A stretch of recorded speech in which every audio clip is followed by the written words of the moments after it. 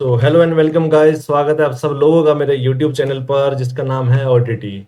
और आज मैं हाजिर हूँ आप सबके सामने एक बहुत ही इंपॉर्टेंट और इंटरेस्टिंग टॉपिक लेकर जिसका नाम है अल्ट्रासोनिक सेंसर।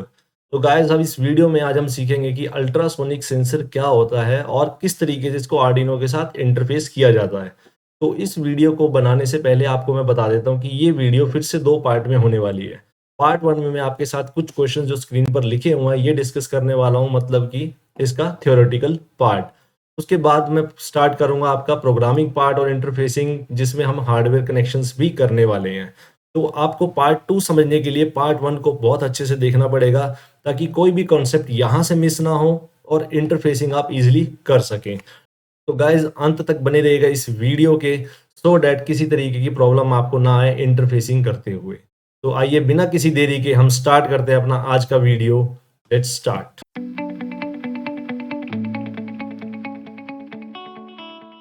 अल्ट्रासोनिक सेंसर एक ऐसा सेंसर जो आपके आईओटी और एम्बेडेड में आपको काफी जगह देखने को मिलने वाला है, क्योंकि ये काफी इंपॉर्टेंट रोल प्ले करता है हमारे प्रोजेक्ट्स में। जैसे कि एग्जांपल लेते हैं, मैं एक स्मार्ट डस्टबिन बनाना चाहता हूँ, तो स्मार्ट डस्टबिन में मुझे डस्टबिन का फ्लैप ओपन करना है बिना टच किए, तो हम इस सेंसर को यूज कर सकते हैं। Water level tank controller system में आप इसको यूज कर सकते हैं वाटर का लेवल चेक करने के लिए। वाटर का लेवल डिटेक्ट करके हम मोटर को ऑन ऑफ करवा सकते हैं। तो गाइज, ये सेंसर बहुत इंपॉर्टेंट होने वाला है। तो आइए जानते हैं इससे पहले कि अल्ट्रासोनिक सेंसर एक्चुअल में होता क्या है और किस लिए यूज होता है। तो गाइज, ये सेंसर जो हम यूज कर रहे हैं, ये सेंसर हमारा बेसिकली डिस्टेंस को मेजर करने के काम आता है।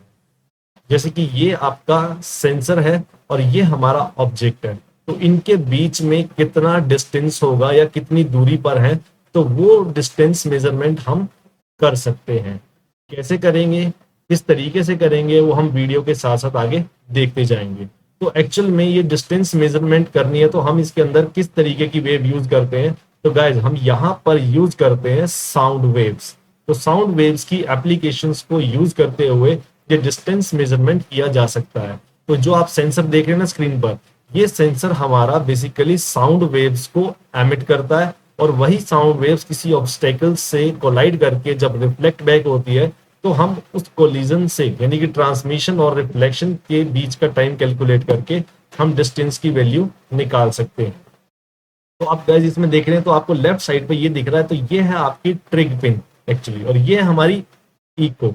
तो ट्रिग पिन का काम क्या होता है, साउंड वेव्स को ट्रांसमिट करना, यानी कि यहां से आपकी साउंड वेव्स ट्रांसमिट की जाएगी और इस एंड पर साउंड वेव्स को रिसीव किया जाएगा जब वो किसी ऑब्जेक्ट से कोलाइड कर वापिस आती है।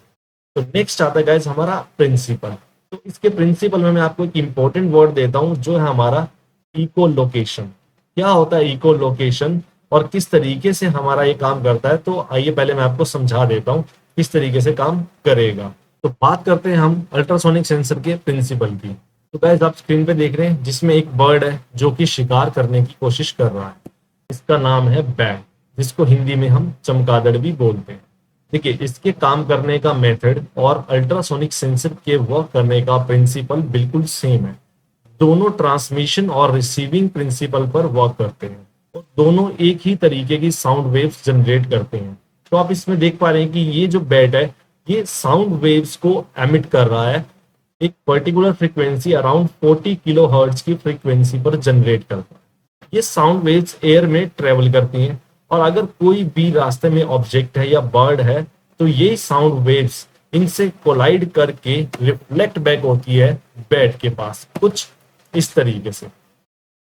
देखिए, आप देख पा रहे हैं यहाँ पर यही सिग्नल अब वापस रिफ्लेक्ट होकर बैट के पास जा रहा है। तो इस तरीके से ट्रांसमिशन और रिसीविंग के बेस पर ये बैट एक डिस्टेंस कैलकुलेशन कर लेता है, और डिस्टेंस कैलकुलेशन से इसको पता लगता है कि इसका शिकार इससे कितनी दूरी पर है।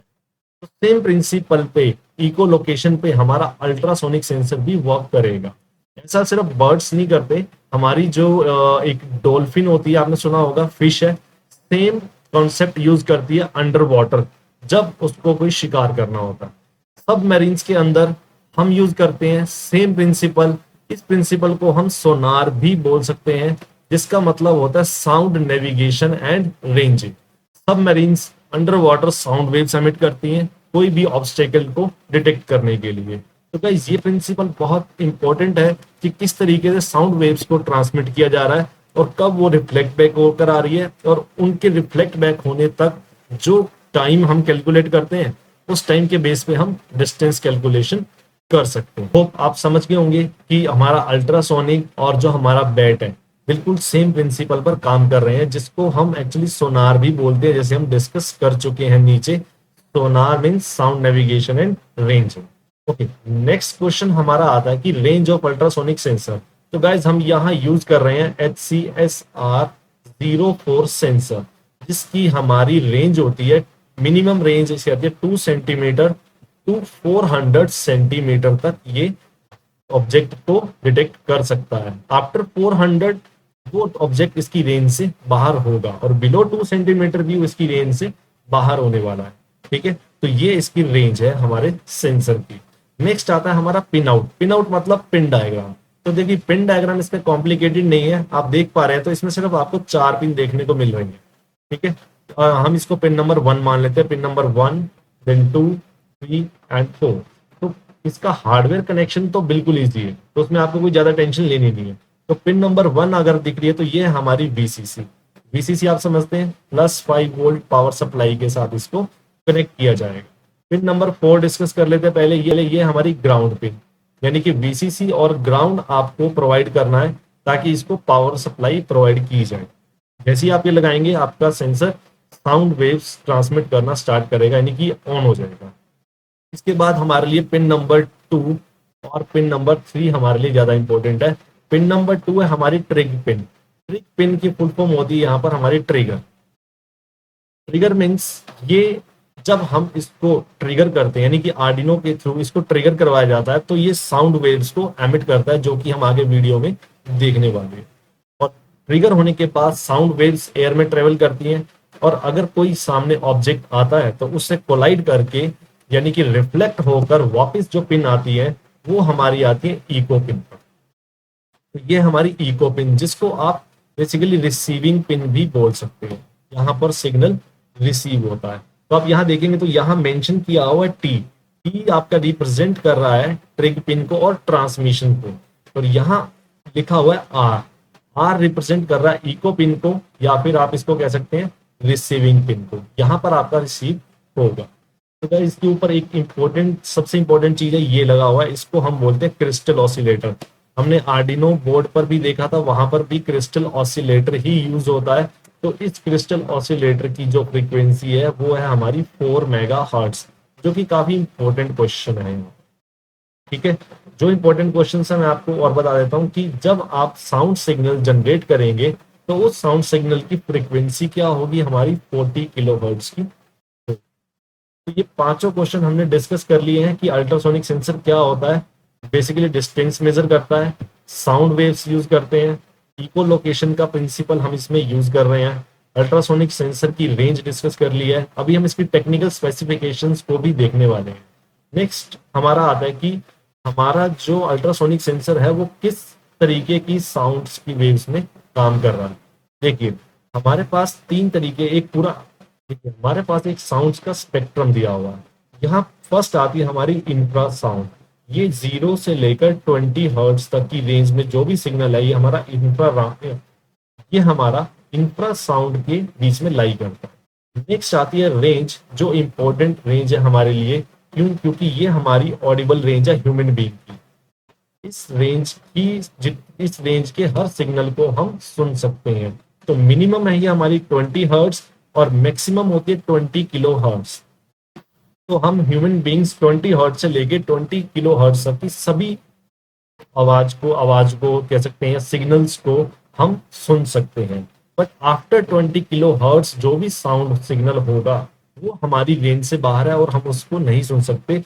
तो यही वो रीजन है जहां पर आपका अल्ट्रासोनिक सेंसर वर्क करता है, या ये कह सकते हैं जो आपका बैट जो आपका बर्ड है या हमारी डॉल्फिन है वो यहाँ पर वर्क करती है। इसलिए देखिए फ्रीक्वेंसी क्या है इसकी, 40 किलो हर्ट्ज। तो 40 kilo hertz means ultrasonic sensor की जो फ्रीक्वेंसी है वो ग्रेटर देन 20 किलो हर्ट्ज है। ग्रेटर देन 20 किलो हर्ट्ज मतलब हमारी सुनने की कैपेबिलिटी से बाहर। इसलिए जब भी आप अल्ट्रासोनिक सेंसर को ट्रिगर करेंगे या ऑन करेंगे तो ये साउंड वेव जनरेट करेगा, बट वो हमें सुनेगी नहीं। क्यों नहीं सुनेगी? क्योंकि हमारी रेंज से बाहर है। तो ये इस रीजन में ये अल्ट्रासाउंड वेव्स ही हम यूज कर रहे हैं अपने अल्ट्रासोनिक सेंसर के साथ। तो आई होप गाइस आपको ये क्लियर होगा कि इस स्पेक्ट्रम में से हमारे लिए क्या इंपॉर्टेंट है अल्ट्रासोनिक सेंसर के लिए।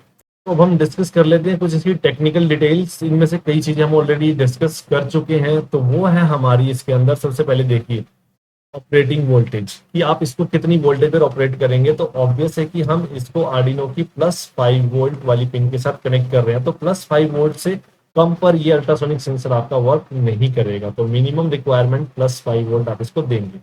ये है इसका ऑपरेटिंग करंट, कि इसको इतने करंट की रिक्वायरमेंट है जो कि 15 मिली एम्पियर।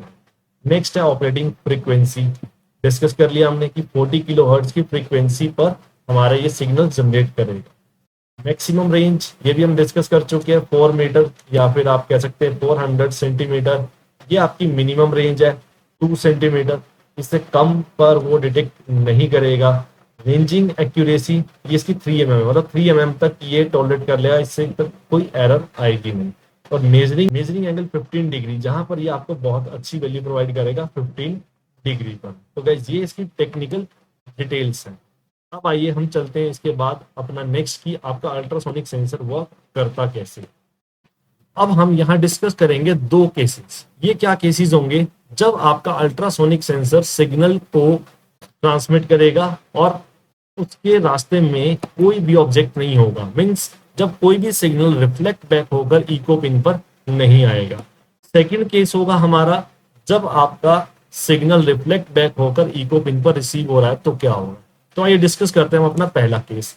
तो देखिए जब हम इसका कनेक्शन करेंगे तो हमें क्या ध्यान रखना है। इसके अंदर आपको हमने डिस्कस किया था कि 4 पिन्स होती हैं। एक हमारी वीसीसी होती है, सेकंड हमारे पास ग्राउंड पिन है, एक हमारी ट्रिग पिन है जिसको ट्रिगर बोला जाता है, और फोर्थ होती है हमारी इको, लास्ट पिन जो होती है इको पिन होती है। तो यहाँ पर जो आप पिन देख रहे हैं ऊपर, ये है आपका ट्रिग और ये है हमारा इको। ठीक है, आपको कनेक्शन किस तरीके से मेंटेन करना है। वीसीसी 5 वोल्ट के साथ कनेक्ट होगा, ग्राउंड पिन से कनेक्ट होगा, तो 2 पिन हमारे पास रह जाएंगी। तो आप ट्रिग और इको को किसी भी डिजिटल पिन के साथ कनेक्ट कर सकते हैं। तो सपोज करो मैंने ट्रिग पिन को कनेक्ट कर दिया आर्डिनो की पिन नंबर 12 के साथ। सिमिलरली इको पिन को मैं कनेक्ट कर रहा हूं पिन नंबर 11 के साथ। तो यहां हमने कनेक्शन मेंटेन कर लिया। तो जब आप कनेक्शन कर लिया है, अब क्या होगा देखिए, हमारा आर्डिनो, जब आप आर्डिनो को पावर सप्लाई करेंगे तो आर्डिनो ट्रिग पिन को एक सिग्नल प्रोवाइड करेगा। ठीक है, ये सिग्नल क्या होगा और कैसे वर्क करेगा आप नीचे ग्राफ में देखिए। हमारी ट्रिग पिन को स्टार्टिंग में 10 माइक्रो सेकेंड्स के लिए हाई किया जाएगा। आप देख रहे हैं यहाँ पर हमारी ट्रिग पिन सिर्फ 10 माइक्रो सेकेंड्स के लिए हाई हो रही है। हाई मतलब वैल्यू इसकी 1 हो रही है, और उसके बाद फिर से ये क्या हो रही है 0। तो क्या होगा, जैसे ही आपने 10 माइक्रो सेकेंड के लिए ट्रिग पिन को हाई किया, हाई करते ही ये 8 सिग्नल का बर्स्ट, इसको हम बोलते हैं 8 सिग्नल का बर्स्ट ट्रांसमिट करता है एयर में। तो ये जो सिग्नल जनरेट हुए हैं ये हमारे 40 किलो हर्ट्ज की फ्रीक्वेंसी पर ट्रेवल करते हैं। तो आप जो ये वेव्स देख रहे हैं येलो कलर में, ये हमारे बर्स्ट हैं, 8 बर्स्ट जो कि 40 किलो हर्ट्ज की फ्रीक्वेंसी पर ट्रांसमिट किए गए हैं एयर में ट्रिग पिन के थ्रू। और ये कब हुए, जब सिर्फ 10 माइक्रो सेकेंड के लिए आर्डिनो ने ट्रिगर किया ट्रिग पिन को। तो अब ये डिस्कस कर रहे हैं कि जब यहाँ पर कोई भी ऑब्जेक्ट नहीं है, जब कोई ऑब्जेक्ट नहीं होगा तो आपका सिग्नल कभी भी रिफ्लेक्ट नहीं होगा। रिफ्लेक्ट नहीं होगा तो सिग्नल आपका एयर में कुछ टाइम बाद लॉस्ट हो जाएगा। तो आप नीचे देखेंगे तो आपको इको पिन पर क्या रिसीव हो रहा है। आपको गाइस यहाँ एक चीज ध्यान रखनी है, क्या कि जब आप पिन नंबर, हाँ, तो यहाँ आपको क्या ध्यान रखना है, जो हमने कनेक्शन किए हुए हैं इसके अकॉर्डिंग ट्रिग पिन 10 माइक्रो सेकेंड्स के लिए एक्टिव होगी। जैसे ही हमारी 10 माइक्रो सेकेंड्स के लिए एक्टिव होगी तो 8 सिग्नल निकलेंगे 40 किलो हर्ट्ज की फ्रीक्वेंसी के साथ। और जैसे ही ये पिन हमारी, तो जैसे ही हमारे 40 किलो हर्ट्ज के 8 सिग्नल्स ट्रांसमिट होंगे, हमारी इको पिन हाई हो जाएगी। ठीक है, ये आपको ध्यान रखना है, इको पिन क्या हो जाएगी 1 हो जाएगी। देखिए यहाँ पर जैसे 10 माइक्रो सेकेंड की पल्स खत्म हो रही है तो आपके नेक्स्ट 8 बर्स्ट यहाँ से जनरेट हो रहे हैं 40 किलो हर्ट्ज पर। जैसे ही ये खत्म हो रहा है तो आपकी इको पिन कहाँ सेट हो गई, हाई पर। तो अब एक टाइमिंग ड्यूरेशन सेट की गई है बाय डिफॉल्ट। अगर 38 मिली सेकेंड तक इको पिन को कोई भी सिग्नल रिसीव नहीं हुआ तो फिर से 8 किलो तो फिर से 40 किलो हर्ट्ज की फ्रीक्वेंसी वाली पल्सेस को जनरेट किया जाएगा। मतलब आर्डिनो फिर से ट्रिक करेगा किसको, ट्रिगर पिन को। तो यहाँ पर यही सीक्वेंस बार बार चलेगा अगर इसको कोई भी सिग्नल रिफ्लेक्ट बैक होकर रिसीव नहीं हो रहा। तो ये टाइम हमारा फिक्स है 38 मिली सेकेंड का। ये वो टाइम है अगर इको पिन पर कोई सिग्नल रिसीव नहीं हुआ है। तो गाइस ये जो केस मैंने डिस्कस किया ना, जब आपका सिग्नल रिफ्लेक्ट बैक नहीं हो रहा, अगर सिग्नल रिफ्लेक्ट बैक होगा तो क्या होगा और इको पिन किस तरीके से डिस्टेंस कैलकुलेट करने में हेल्प कर सकती है। तो आइए हम चलते हैं केस नंबर 2 की तरफ। ये हमारा case number 2, when signal reflect back. फिर से वही कनेक्शन है हमारा, यहाँ पर पिन नंबर 12 पर हमने कनेक्ट किया हुआ ट्रिक को, पिन नंबर 11 पर कनेक्ट किया हमने इको पिन को। फिर से हम 10 माइक्रो सेकेंड के लिए ट्रिग पिन को हाई करेंगे। जैसे ही आप हाई करेंगे फिर से 8 बस्ट निकलेंगे 40 किलो हर्ट्ज की फ्रीक्वेंसी के साथ। ठीक है, तो पहले दो पल्सेस देख रहे हैं आप सेम रहेंगी। ये 10 माइक्रो सेकेंड के लिए हाई हुआ, 8 बस्ट जनरेट हुए। अब ये जो है ये हमारा ऑब्जेक्ट है। अगर ऑब्जेक्ट है तो हमारा सिग्नल यहां से कोलाइड करने के बाद, जब ये यहाँ ट्रांसमिट हुआ है तो कोलाइड करने के बाद रिफ्लेक्ट बैक भी होना चाहिए और रिफ्लेक्ट बैक होकर यहाँ भी जाना चाहिए। तो गाइज आपको तीन चीजें तो सेम रहेंगी, 10 माइक्रो सेकेंड्स की ट्रिगरिंग, 8 किलो हर्ट्ज और सॉरी 40 किलो हर्ट्ज की स्पीड पे 8 बस्ट, और उसके बाद आपकी इको पिन फिर से हाई हो जाएगी यानी कि 1 हो जाएगी। तो आप नेक्स्ट इसमें देखेंगे तो हमें यहाँ पर रिसीविंग भी मिल रही है। तो अब सिग्नल जो है वो इको पिन की तरफ वापस जा रहा है। अब गाइस यहाँ बात आती है डिस्टेंस कैलकुलेशन की। अब देखिए यहाँ पर जो टाइम है हमारा 500 माइक्रो सेकेंड का है। देखो इको क्वेश्चन एक राइज होता है कि हमारी इको पिन कब तक हाई रहेगी। देखिए यहाँ पर हमारी इको पिन हाई हुई 1, और ये तब तक हाई होगी जब तक इसको सिग्नल रिसीव होगा। इसको सिग्नल रिसीव हुआ 500 माइक्रो सेकेंड्स के लिए, उसके बाद इको पिन फिर से आपकी 0 हो जाएगी। ठीक है, तो अब यहां हम डिस्टेंस कैलकुलेट करेंगे with the help of this receiving signal जब तक आपकी इको पिन हाई रही। तो अब ये इंपॉर्टेंट है कि जितने टाइम के लिए, देखो इको पिन से एक्चुअल में हमें मिलेगा क्या, टाइम। और ये टाइम क्या होगा, जितने टाइम के लिए आपकी इको पिन हाई रही। तो टाइम आपके पास ये शो कर रहा है कि 500 माइक्रो सेकेंड के लिए आपकी पल्स जो है, इको पल्स जो हाई रहेगी। तो ये टाइम हमारे लिए इंपॉर्टेंट है। ये टाइम हमारे लिए क्यों इंपॉर्टेंट है, ये इसलिए इंपॉर्टेंट है क्योंकि इसी के थ्रू हम अपना फॉर्मूला जनरेट करेंगे। यहाँ हम अपना फॉर्मूला यूज करेंगे, वही simple formula, distance is equal to speed into time. तो देखिए हमें कैलकुलेट करना है डिस्टेंस। अब दो वेरिएबल हमारे पास है इसके अंदर, स्पीड और टाइम। तो देखिए स्पीड की वैल्यू तो फिक्स रखेंगे और स्पीड की वैल्यू के आगे फर्स्ट क्वेश्चन। देखो यहां हम राइज करेंगे क्वेश्चन की स्पीड क्या होनी चाहिए। तो स्पीड होगी speed of sound in air, जो कि एक यूनिवर्सल फिक्स्ड है, होती है हमारी 340 मीटर पर सेकेंड।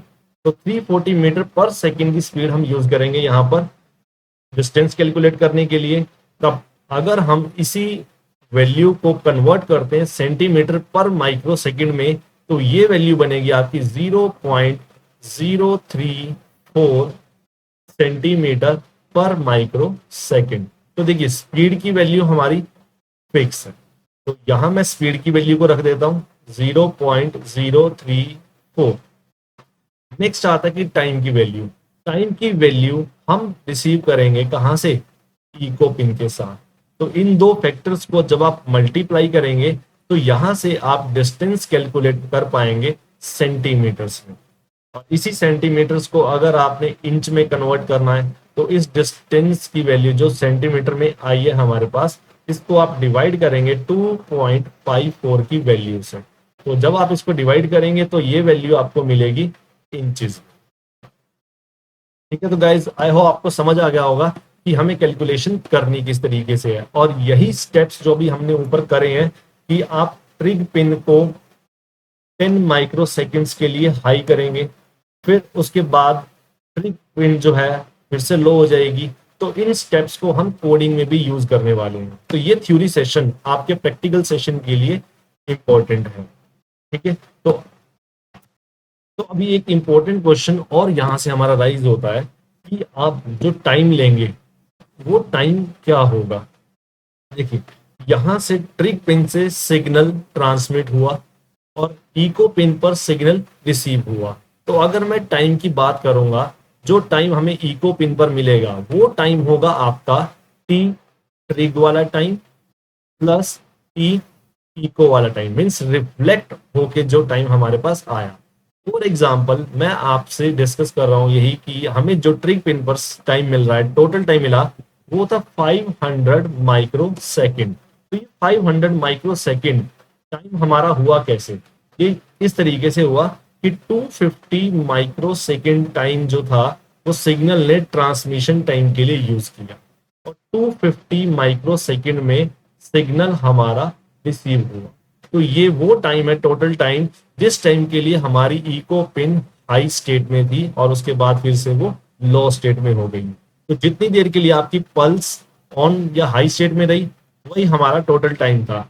तो एग्जैक्टली होता क्या है, हमारे लिए इंपॉर्टेंट टाइम क्या है, हमारा मेन फोकस होगा कि आपका जो सिग्नल है वो कितने टाइम में आपके पास रिफ्लेक्ट बैक हो रहा है। तो रिफ्लेक्ट बैक हो रहा है 250 माइक्रो सेकेंड्स में। ठीक है, 250 माइक्रो सेकेंड्स जो टाइम था वो तो ट्रांसमिशन का टाइम है, वो हमारे लिए इंपॉर्टेंट नहीं है। हमारे लिए इंपॉर्टेंट क्या है कि सिग्नल कितने टाइम में रिफ्लेक्ट बैक होकर आया। इसका मतलब आप जो टोटल टाइम ले रहे हैं, टी टोटल टाइम है हमारा, ठीक है, ये क्या होगा 500 माइक्रो सेकेंड। तो इसमें से इंपॉर्टेंट टाइम क्या हमारा रिफ्लेक्ट यानी इको वाला टाइम जो रिफ्लेक्ट बैक हुआ वो कितना है 250, यानी कि हमारा हाफ होगा।